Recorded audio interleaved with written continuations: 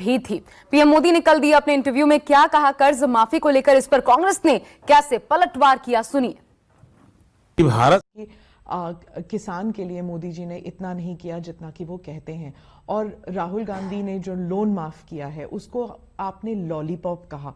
अब आप किसान को देख लीजिए, जब मुसीबत पड़ती है और वो लोन वापस नहीं कर पाता, उसको कर्जा, उसमें क्षमता नहीं है कर्जा वापस करने की, और दूसरी तरफ है जो इकोनॉमिक ऑफेंडर्स, वो मजा लूट रहे हैं, बाहर बैठे हुए हैं, तो उन्हें तो लगेगा कि राहुल गांधी उनके साथ है या कांग्रेस पार्टी गरीबों के साथ है, किसान के साथ है। इसके लिए आप क्या कहेंगे? पहली बात है कि ये झूठ बोलना, लोगों को भ्रमित करना, उसको मैं लॉलीपॉप कह रहा हूं। दूसरी बात है, कौन सा झूठ? जैसे कि हम सब किसानों को कर्ज माफ किया, हकीकत है नहीं किया, हकीकत है नहीं किया है। आप उनके अपने सर्कुलर देख लीजिए। तो इस प्रकार का झूठ और भ्रमित करने वाली बातों से फायदा नहीं है। दूसरी बात है कि भारत सरकार ने जो बैंकों से रुपये लूट करके मौज करते थे, हमने कानून बनाए, आज 3 लाख करोड़ रुपया वापस आया है। जिसको आप कहते हैं कि लोग मौज करते हैं, 3 लाख करोड़ रुपया वापस लाने का काम इस सरकार ने किया है। तो ये दोनों की तुलना करके लोगों को उकसाने वाला झूठ नहीं बोलना चाहिए, और कोई जिम्मेवार राजनीतिक दल हो तो उसने बिल्कुल नहीं बोलना चाहिए। तीसरी बात है, अगर कर्ज माफी से किसान का जीवन मुक्त होता है, मदद होती है, तो बिल्कुल करना चाहिए। लेकिन क्या हुआ है, इस देश में पहले भी सरकारों ने, देवीलाल जी के जमाने में भी कर्ज माफी की थी, 2008-9 के चुनाव जीतने के लिए भी कर्ज माफी की गई थी।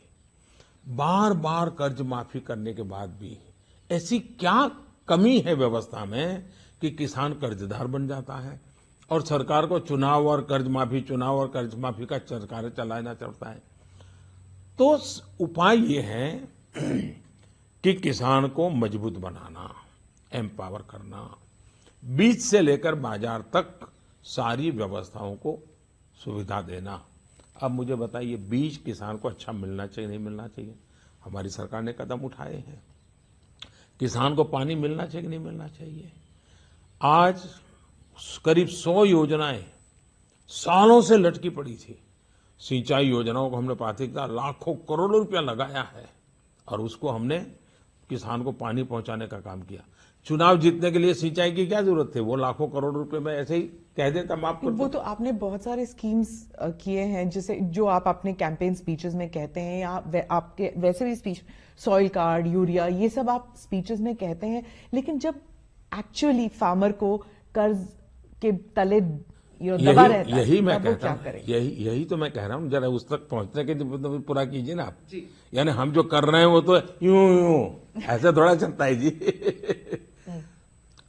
मेरा कहना है, किसान को कर्ज होता क्यों है, उसकी समस्याओं का समाधान कर, सही कर्ज में हमें ये स्थिति बनानी चाहिए कि उसको कर्ज हो नहीं, ये हमने स्थिति बनानी चाहिए।